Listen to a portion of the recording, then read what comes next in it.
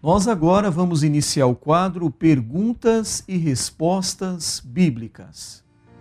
A primeira pergunta de hoje é NQI Homem. O nosso ouvinte não quer se identificar e ele ligou da cidade do Guarujá. Ele está perguntando ao pastor com relação ao casamento. Ele disse que tem uma companheira que vive já com ela há mais de 5 anos. Eles foram até o cartório e fizeram lá um documento, uma declaração de união instável. Ele e a companheira vivem juntos há mais de 5 anos, então fizeram este documento, união instável. Eles não são casados. Então ele pergunta ao pastor: pastor, nós estamos em pecado? Nossa resposta é positiva, sim. Porque, de acordo com a Bíblia Sagrada, como lemos em Hebreus 13, versículo 4, versículo que eu tenho repetido frequentemente, diz o texto: venerado seja entre todos o matrimônio, e o leito sem mácula. Porém, aos que se dão à prostituição e aos adúlteros, Deus o julgará.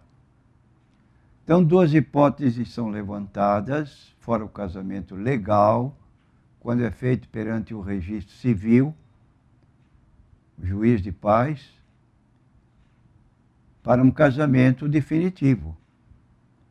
Fora isso, o ato sexual entre noivos é considerado prostituição. E o ato sexual entre pessoas casadas que não com o próprio cônjuge, seja homem ou mulher, também é adultério. Então aí está dizendo que Deus o julgará. Eu aconselho, se for esta a vontade do casal, para deixar sua situação legal diante da palavra de Deus, que você consume o seu casamento definitivo. Não sei se existe alguma razão para este tempo aí de provação, de experimento. Se viveram 5 anos, eu acho que já se conhece muito bem e podem tomar uma decisão para um casamento até que a morte os separe. Aí vocês estarão dentro da palavra de Deus. Mais uma pergunta deste mesmo ouvinte da cidade do Guarujá.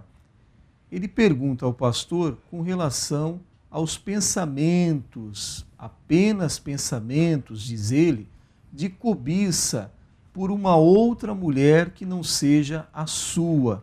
Ele quer saber, pastor, eu não vou consumar o fato, eu nem vou falar com essa outra mulher. São apenas pensamentos que estão em minha mente. Só eu sei, só Deus vê e sabe. Eu quero saber se isto é pecado, pastor. É pecado, mas é um pecado que pode ser perdoado segundo a confissão que a pessoa fizer a Deus e deixar estes maus pensamentos ou pensamentos pecaminosos.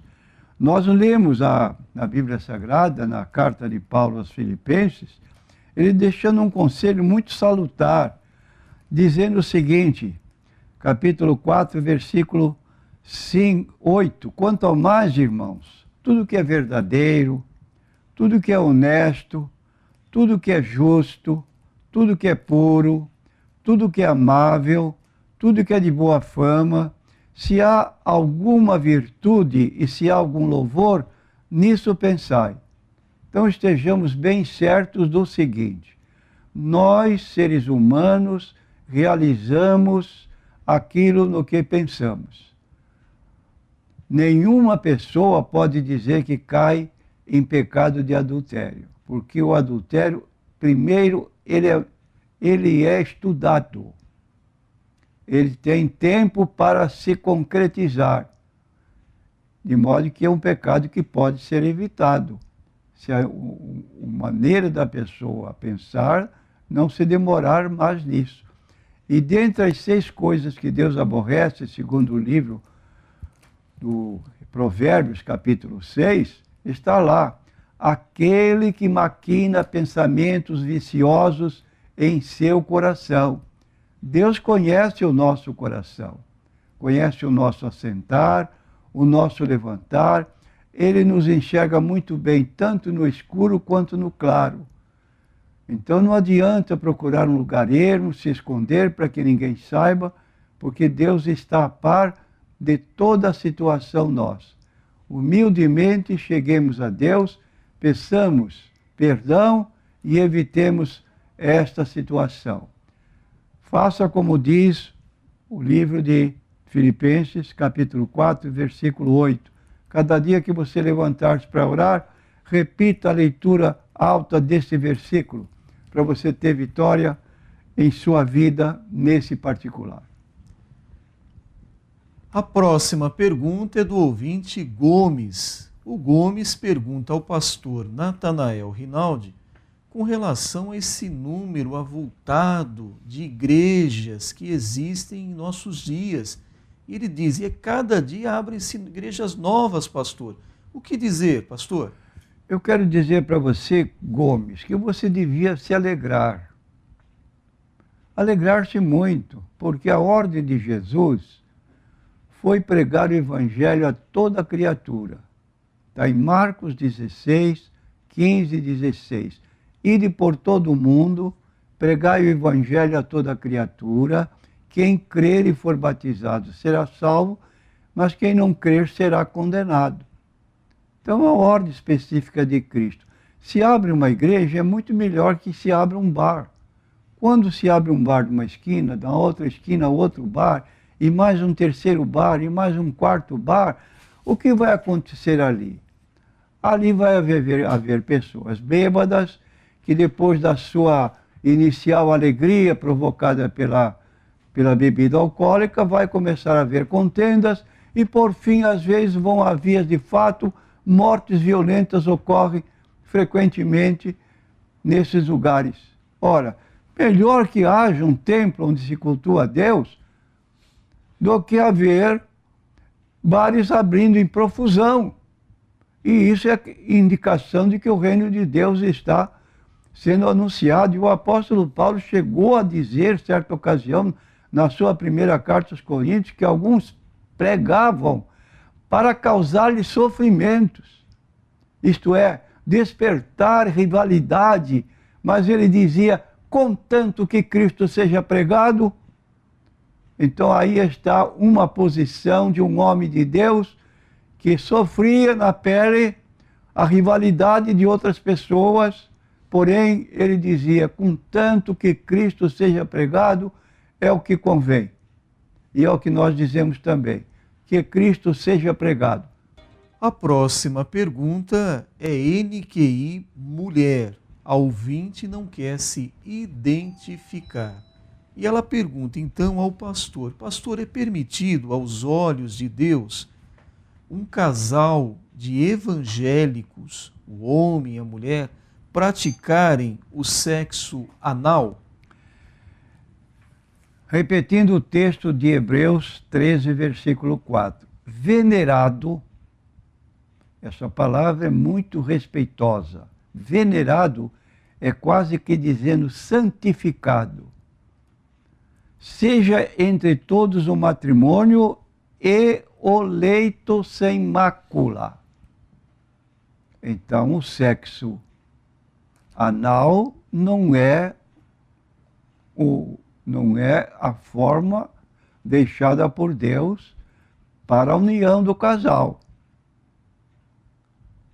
De modo que é pecado essa forma de prazer sexual, embora casados, porém, à luz da Bíblia Sagrada, não há permissão para isso. Isso é pecado. A próxima pergunta vem do Rogério, da cidade de Praia Grande. Ele quer um aconselhamento, um conselho do pastor. Ele foi convidado para ser o tesoureiro da igreja e ele quer saber o que fazer. Ele acredita, ele pensa que está sendo chamado por Deus para fazer a sua obra. É uma grande responsabilidade realmente ser tesoureiro de uma igreja, não é, pastor? Eu acredito que você deve conhecer melhor a igreja do que nós, mas agora o fato de ser chamado é uma oportunidade de trabalho para Deus. É muita responsabilidade. Um tesoureiro da igreja precisa ser muito honesto, porque não há meio de fiscalizar o dinheiro que entra na igreja de uma forma total. Então se confia muito na honestidade da pessoa que é indicada como responsável pela tesouraria da igreja. E você tem consciência de você mesmo. E por isso, se está sendo chamado, aceite essa responsabilidade. Agora você vai ter muito trabalho para realizar. Mas é um trabalho para Deus, que é necessário, e não pode a igreja funcionar sem haver um tesoureiro. A próxima pergunta é do ouvinte Antônio. O ouvinte Antônio pergunta se o pecado trouxe problemas para os relacionamentos humanos, pastor. Sem dúvida, quero dizer ao nosso consulente.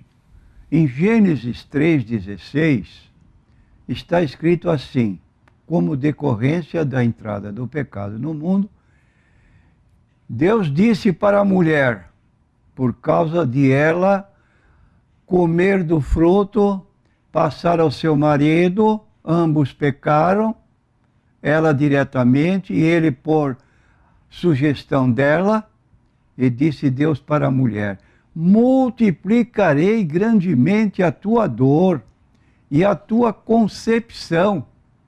Com dor darás à luz a filhos, e o teu desejo será para o teu marido, e ele te dominará.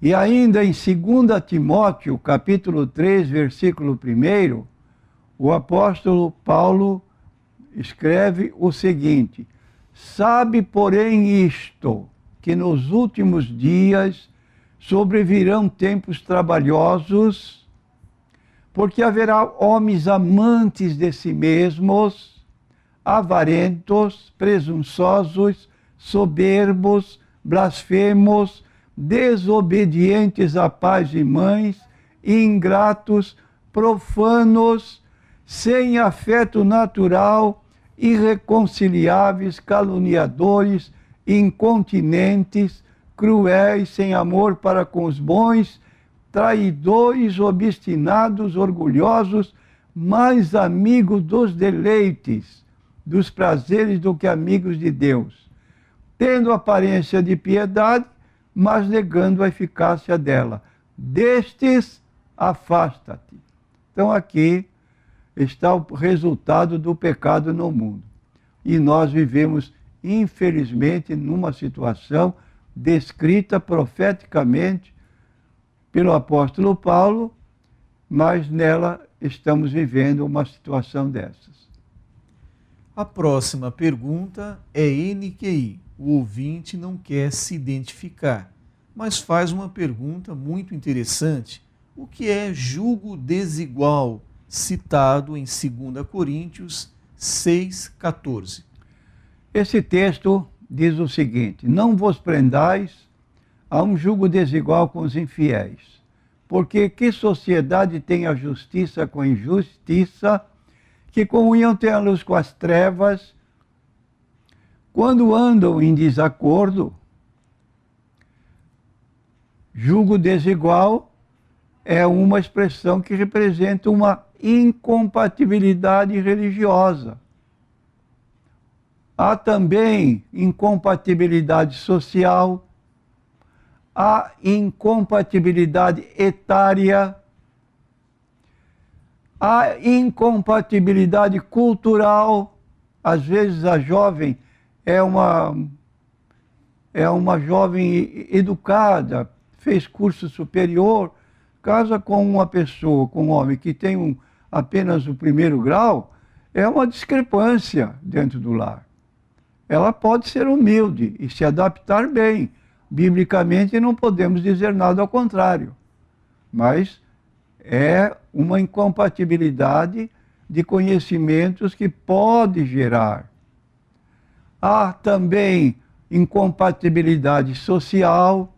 Às vezes a moça é de família rica, vive em conforto, casa-se com um moço que de parcos salários. Então, o problema, como disse certo pastor, quando começa a faltar o pão em casa, o amor sai pela janela. É preciso conforto, dar para a mulher que está acostumada no seu lar, senão começam os impropérios dentro de casa, ela falar do que gozava na casa da família e agora está sofrendo, e isso tudo é prejudicial e é parte de incompatibilidade. Também incompatibilidade etária. Idades muito avançadas, diferentes uma da outra, mormente da mulher para com o homem, ainda relativamente do homem para com a mulher, é tolerável, mas da mulher para com o homem já é mais problemática. Então, a cultura e a relativa saúde. Tudo isso o casal deve observar antes de fazer qualquer plano para casamento. Analisar, mas o principal é a pessoa de religião diferente, que não vai estar certo, porque cada um vai para um lado, e se casaram para se unir, como é que um vai para uma igreja e o outro vai para outra? Está errado. Precisa que haja concordância antes do casamento. A próxima pergunta é da ouvinte Aninha. Ela quer saber do pastor se nós, crentes, podemos nos relacionar social e amigavelmente com pessoas não crentes. Sim, é a nossa resposta. Romanos capítulo 12, versículo 18.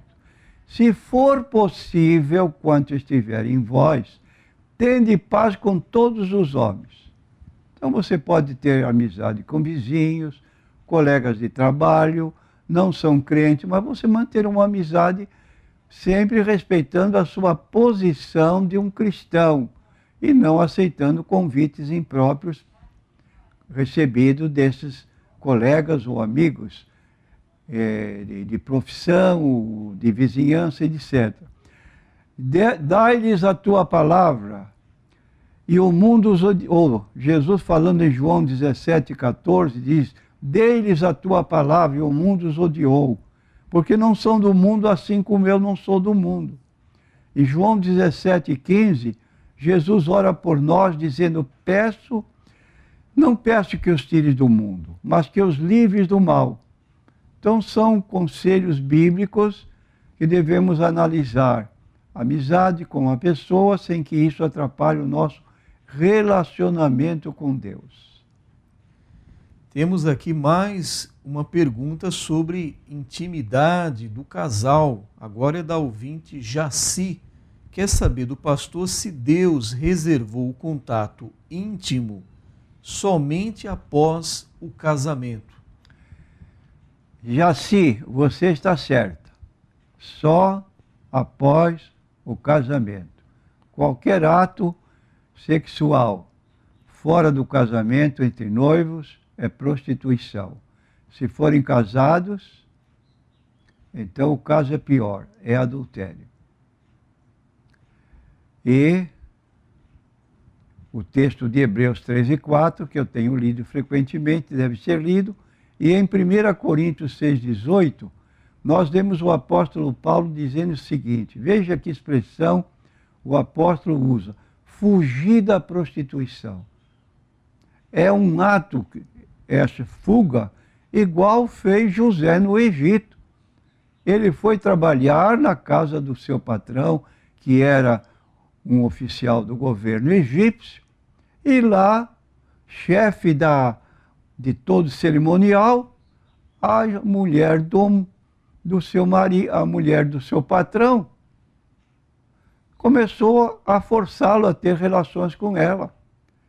E ele sempre rejeitando, eu estou aqui, tudo seu marido me colocou nas mãos, menos você, ou a senhora, ou a realeza, qualquer título. E ela não tolerava isso. Um dia em que estava na casa, no palácio, sozinho, essa mulher avançou nele. Ele, temendo a Deus para não pecar, ela segurou na roupa dele, ele fugiu, deixou a peça de roupa na mão dela. E ela se serviu dessa peça de roupa para denunciá-lo, que ele havia forçado. Ora, isso caiu nos ouvidos do patrão, do general, o militar do exército egípcio. O que podia acontecer? Por milagre de Deus, ele não foi morto, mas foi colocado numa prisão. E lá na prisão ele estava desolado, preso inocentemente, porque havia se recusado pecar contra Deus. Ele fugiu. E diz a Bíblia Sagrada, tempos depois chegaram 2 homens presos, eram da elite que trabalhavam junto ao rei, um o padeiro, outro o copeiro, e aconteceu que tiveram um sonho, estavam perturbados. Quando José notou essa tristeza, perguntou qual era a razão, e eles contaram. Então ele interpretou o sonho dos dois. Do padeiro disse, no próximo aniversário do rei, ele vai mandar matar você. E falou para o copeiro, e na mesma ocasião, ele vai restaurar você ao seu cargo. Agora pediu a ele, quando você chegar lá, tomar posse, vê se não esquece de mim. Olha, exatamente o que ele disse aconteceu. Foi chamado pelo rei, porque o rei tivera um sonho e não sabia discernir, e aí o copeiro se lembrou e avisou o rei, tem um homem lá na cadeia que ele interpreta sonhos. Foi chamá-lo, José interpretou o sonho, foi colocado como vice-rei do Egito, saiu do calabouço para sentar-se ao lado do rei. Estava inocente e fugiu da prostituição. Não sabeis que o vosso corpo é o templo do Espírito Santo que habita em vós, proveniente de Deus, que não sois de vós mesmos? Aí está a resposta.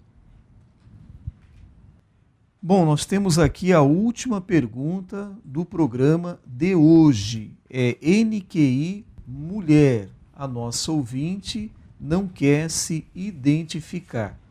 Ela relata aqui, pastor, que é casada há 24 anos, mas o marido foi embora de casa dando desculpas que o casamento já tinha caído na rotina, ele estava desgostoso.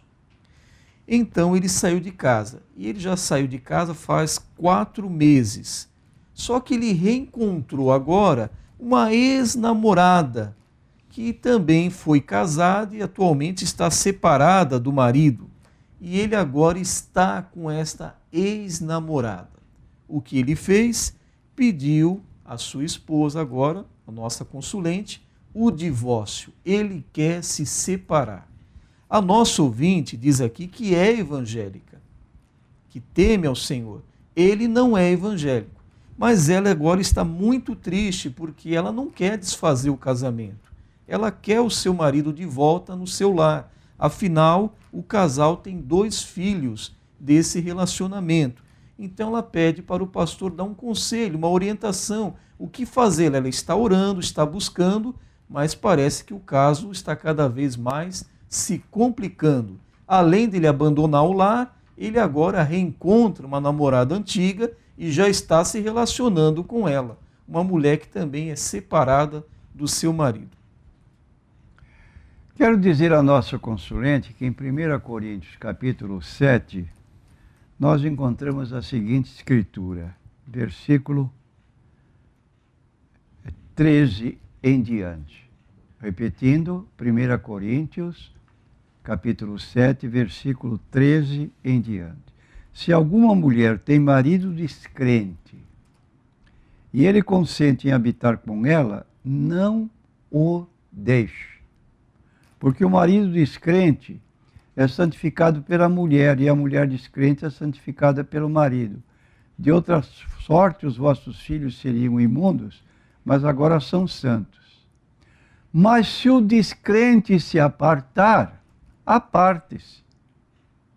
Porque neste caso, o irmão ou a irmã não está sujeito à servidão, mas Deus chamou-nos para a paz.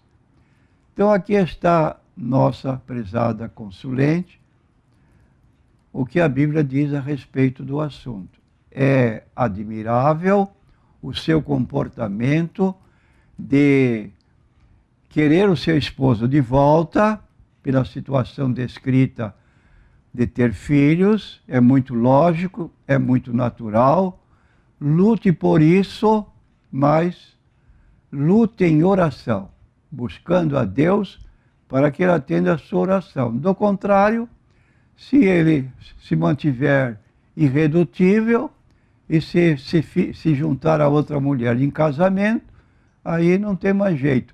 Porém, enquanto se mantiverem apenas unidos carnalmente, sem estar legalmente, continue orando, porque Deus pode abrir a porta de novo. O que é impossível aos homens é possível a Deus. Mas a senhora está na plena liberdade de se divorciar também, porque foi abandonada pelo marido, iniciativa dele. Ele já está formando um novo lar e a senhora pode amanhã conseguir um novo esposo, crente no Senhor Jesus, e dar continuidade à sua vida de casal. Sua vida de casal.